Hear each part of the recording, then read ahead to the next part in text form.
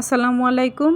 আজকে আমি আবার আরেকটা নতুন রেসিপি নিয়ে হাজির হয়েছি। আজকে আমি করব পটল ভর্তা। একটু অন্যভাবে পটলটা ভর্তা করব। পটলগুলো আমি পুড়িয়ে ভর্তা করব। এজন্য আমি এখানে নিয়ে নিয়েছি বড় সাইজের মাংসালো 5টি পটল। এটা আমি সুন্দর করে ধুয়ে নিব। ধুয়ে টিস্যু দিয়ে মুছে নেব। এখানে আমি যে ধুয়ে মুছে নিয়েছি, এখন সরিষার তেল দিয়ে এটা সুন্দর করে মাখিয়ে নেব। মাখিয়ে আমি এটা চুলার উপর দিয়ে দিব।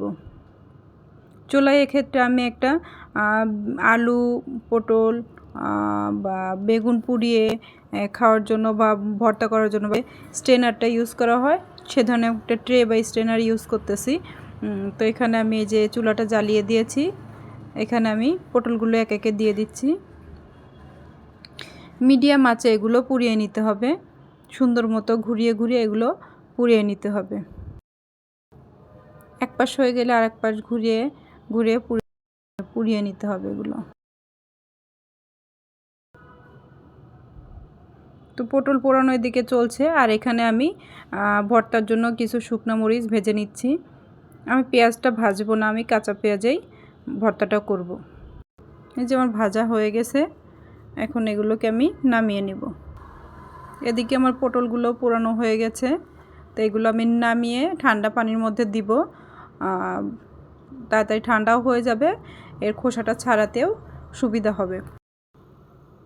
তো এভাবে আস্তে আস্তে সবগুলো পটল ছিলে নিতে হবে।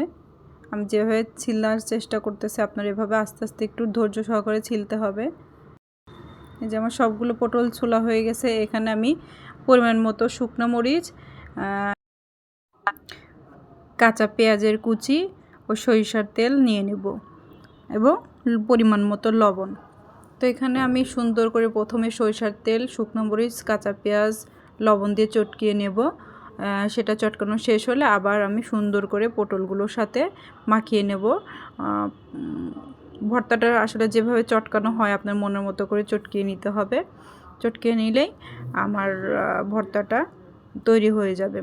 তো আপনারা নতুন কী ধরনের ভর্তা দেখতে চান বা আমার রেসিপি কেমন লাগে অবশ্যই আমাকে কমেন্ট করে জানাবেন এবং আগামীর জন্য দোয়া করবেন। সবাই ভালো থাকবেন, সুস্থ থাকবেন। সবার সুস্থ থাকার জন্য দোয়া করবেন। আল্লাহ হাফিজ।